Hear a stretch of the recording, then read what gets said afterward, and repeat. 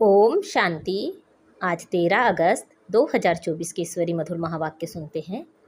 मीठे बच्चे, योग द्वारा तत्वों को पावन बनाने की सेवा करो, क्योंकि जब तत्व पावन बनेंगे तब इस सृष्टि पर देवताएं पांव रखेंगे। आज की मुरली से प्रश्न है, तुम्हारी नई राजधानी में किसी भी प्रकार की अशांति नहीं हो सकती है, क्यों? उत्तर है, क्योंकि वह राजाई तुम्हें बाप द्वारा वर्षे में मिली हुई है। वरदाता बाप ने तुम बच्चों को अभी ही वरदान अर्थात वर्षा दे दिया है, जिस कारण वहां अशांति हो नहीं सकती। तुम बाप का बनते हो तो सारा वर्षा ले लेते हो। ओम शांति। बच्चे तो जानते हैं, जिसके हम बच्चे हैं उनको सच्चा साहेब भी कहते हैं, इसलिए आजकल तुम बच्चों को साहेबजादे भी कहते हो।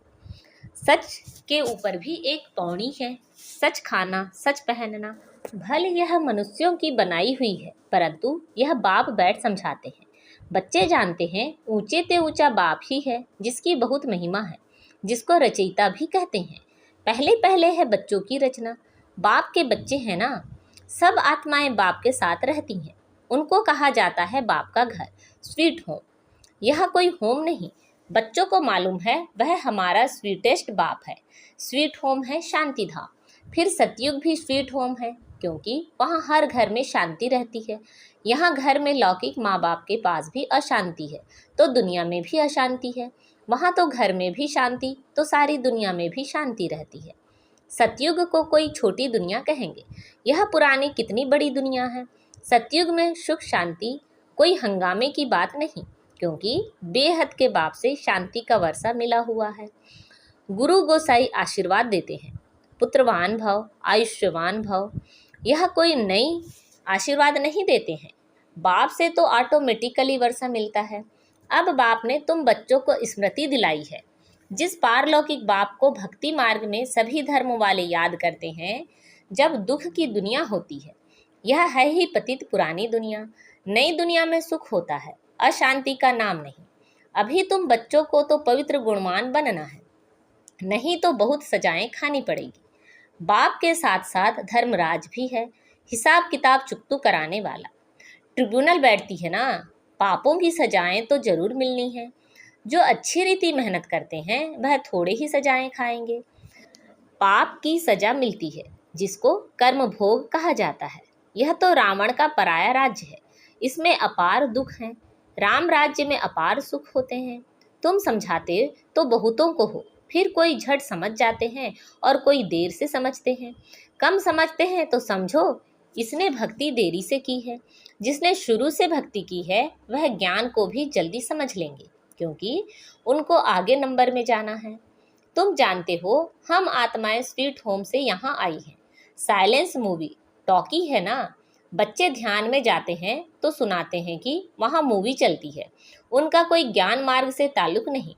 मुख्य बात है अपने को आत्मा समझ बाप को याद करो, बस और कोई बात नहीं। बाप निराकार, बच्चे भी यानी आत्मा भी इस शरीर में निराकार है, और कोई बात ही नहीं उठती। आत्मा का लव तो एक परम पिता परमात्मा के साथ ही है। शरीर तो सब पतित हैं, तो पतित शरीर से लव हो ना सके। आत्मा भल पावन बन जाती है, परंतु शरीर तो पतित है। पतित दुनिया में शरीर पावन बनता ही नहीं। आत्मा को तो पावन यहाँ बनना है, तब इन पुराने शरीरों का विनाश होगा। आत्मा तो अविनाशी है।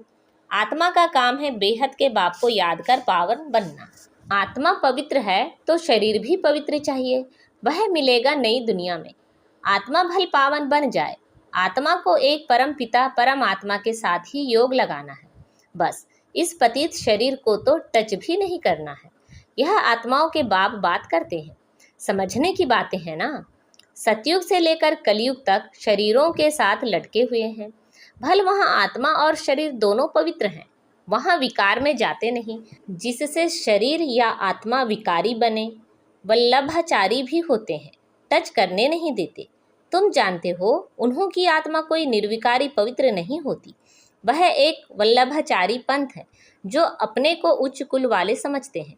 शरीर को भी टच करने नहीं देते।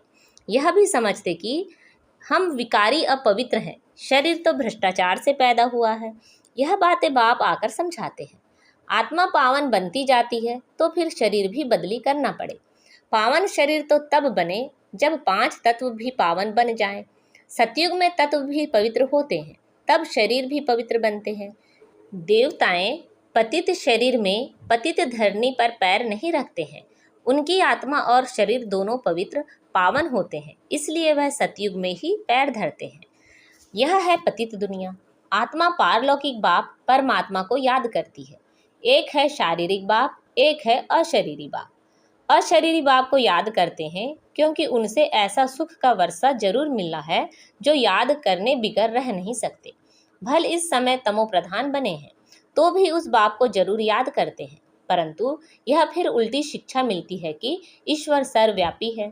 फिर इस बात में भी मूंझ पड़ते हैं कि मनुष्य मनुष्य ही बनता है। यह सब भूलें बाप आकर समझाते हैं। बाप एक ही मन मनाभव का मंत्र देते हैं, उनका भी अर्थ चाहिए। अपने को आत्मा समझ बाप को याद करो, बस यही धुन लगी रहे जिससे तुम पावन बन सकेंगे। देवताएं पवित्र हैं, अब बाप आकर फिर से ऐसा पवित्र बनाते हैं। सामने एम ऑब्जेक्ट रख देते हैं जो बुत मूर्ति बनाने वाले होते हैं। मनुष्य की सूरत देख झट उनका बुत बना देते हैं, जैसे कि वह जीता जागता सामने बैठा है। वह तो जड़ बुत हो जाते हैं। यहाँ बाप तुमको कहते हैं तुमको ऐसा चैतन्य लक्ष्मी नारायण बनना है। कैसे बनेंगे? मनुष्य से देवता तुम इस पढ़ाई और प्योरिटी से बनेंगे। यह स्कूल है ही मनुष्य से देवता बनने का। वह तो बुत आदि बनाते हैं, उसको आर्ट कहा जाता है। हूबहू वही शक्ल आदि बनाते हैं, इसमें हूबहू की तो बात ही नहीं। यह तो जड़ चित्र है, वहाँ तो तुम नेचुरल चैतन्य बनेंगे ना। 5 तत्वों का चैतन्य शरीर होगा। यह तो जड़ चित्र मनुष्यों का बनाया हुआ है। हूबहू तो हो ना सके क्योंकि देवताओं का फोटो तो निकल ना सके। ध्यान में भल साक्षात्कार करते हैं परंतु फोटो निकल ना सके। कहेंगे हमने ऐसा दीदार किया। चित्र तो ना खुद ना कोई और बना सके। खुद ऐसा तब बनेंगे जब बाप से नॉलेज लेकर पूरी करेंगे, तब हूबहू कल्प पहले मिसल बनेंगे। यह कैसा कुदरती वंडरफुल ड्रामा है। बाप बैठ यह कुदरती बातें समझाते हैं। मनुष्यों को तो यह बातें ख्याल में भी नहीं रहती हैं।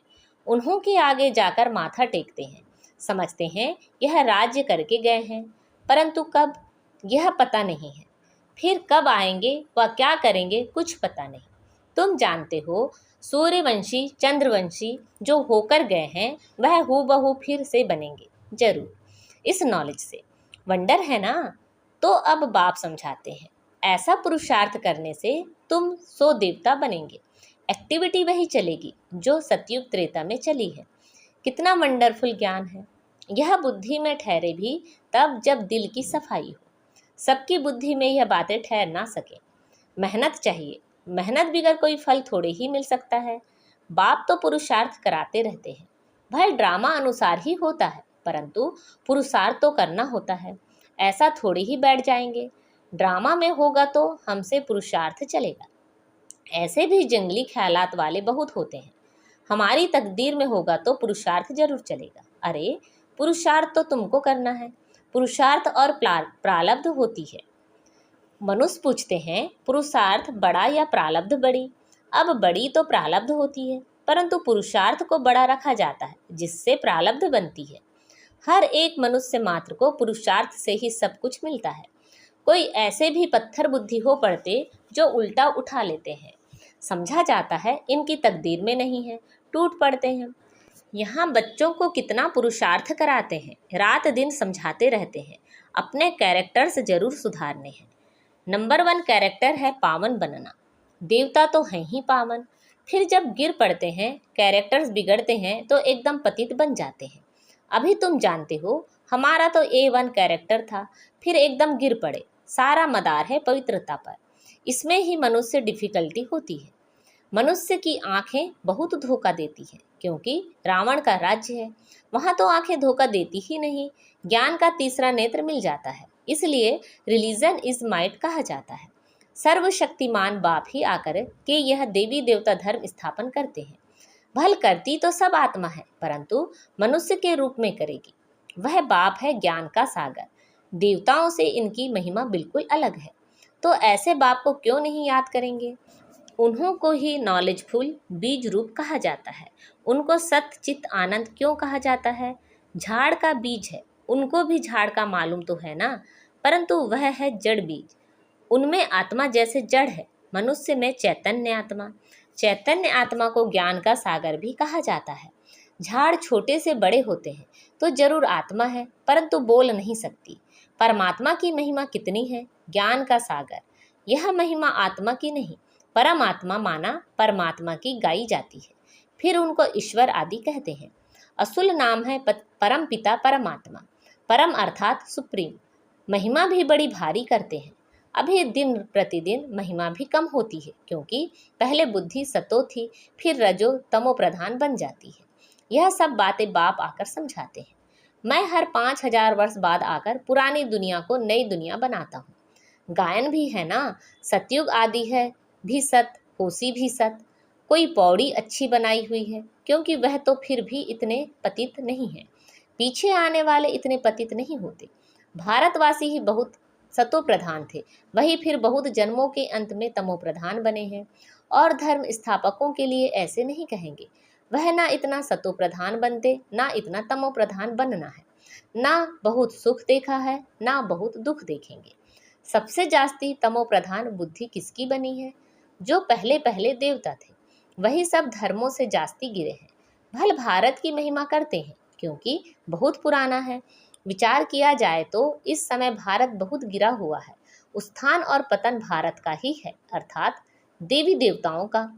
यह बुद्धि से काम लेना है। हमने सुख भी बहुत देखे हैं जब सतो प्रधान थे, फिर दुख भी बहुत देखे हैं क्योंकि तमो प्रधान है। मुख्य हैं ही 4 धर्म, डिडिज्म, इस्लामिज्म, बुद्धिज्म और क्रिश्चनिज्म। बाकी इनसे वृद्धि होती गई है। इन भारतवासियों को तो पता ही नहीं पड़ता कि हम किस धर्म के हैं। धर्म का मालूम ना होने कारण धर्म ही छोड़ देते हैं। वास्तव में सबसे मुख्य धर्म यह है, परंतु अपने धर्म को भूल गए हैं। जो समझू सयाने हैं वह समझते हैं इन्हों का अपने धर्म में ईमान विश्वास नहीं है। नहीं तो भारत क्या था, अभी क्या बना है। बाप बैठ समझाते हैं, बच्चे तुम क्या थे, सारी हिस्ट्री बैठ समझाते हैं। तुम देवता थे, आधा कल्प राज्य किया, फिर आधा कल्प के बाद रावण राज्य में तुम धर्म भ्रष्ट कर्म भ्रष्ट बन गए। अभी फिर तुम दैवी संप्रदाय के बन रहे हो। भगवान आज बाप कल्प कल्प तुम बच्चों को ही आकर समझाकर ईश्वरी संप्रदाय बनाते हैं। अच्छा, मीठे मीठे से खिला दे बच्चों प्रति माता पिता बाप दादा का याद प्यार और गुड मॉर्निंग। रूहानी बाप की रूहानी बच्चों को नमस्ते। हम सब रूहानी बच्चों की रूहानी माता पिता बाप दादा को याद प्यार गुड मॉर्निंग और नमस्ते। आज की मुरली से धारणा के लिए मुख्य सार हैं, अपने दिल की सफाई से बाप के वंडरफुल ज्ञान को जीवन में धारण करना है। पुरुषार्थ से उच्च प्रारब्ध बनानी है। ड्रामा कहकर ठहर नहीं जाना है। रावण राज्य में क्रिमिनल आंखों के धोखे से बचने के लिए ज्ञान के तीसरे नेत्र से देखने का अभ्यास करना है। पवित्रता जो नंबर 1 कैरेक्टर है उसे ही धारण करना है। आज बाबा ने हमें वरदान दिया है, ब्राह्मण जन्म की जन्म पत्री को जान सदा खुशी में रहने वाले श्रेष्ठ भाग्यवान भव। ब्राह्मण जन्म की जन्म पत्री को जान सदा खुशी में रहने वाले श्रेष्ठ भाग्यवान भव। ब्राह्मण जीवन नया जीवन है। ब्राह्मण आदि में देवी देवता हैं और अभी बीके हैं। ब्राह्मणों की जन्म पत्री में तीनों ही काल अच्छे से अच्छा है। जो हुआ वह भी अच्छा, और जो हो रहा है वह और अच्छा, और जो होने वाला है वह बहुत बहुत बहुत अच्छा। ब्राह्मण जीवन की जन्मपत्री सदा ही अच्छी है, गारंटी है। तो सदा इसी खुशी में रहो कि स्वयं भाग्य विधाता बाप ने भाग्य की श्रेष्ठ रेखा खींच दी, अपना बना लिया। आज का स्लोगन है, एक रस स्थिति का अनुभव करना है तो एक बाप से सर्व संबंधों का रस लो। एक रस स्थिति का अनुभव करना है तो एक बाप से सर्व संबंधों का रस लो। अच्छा, ओम शांति।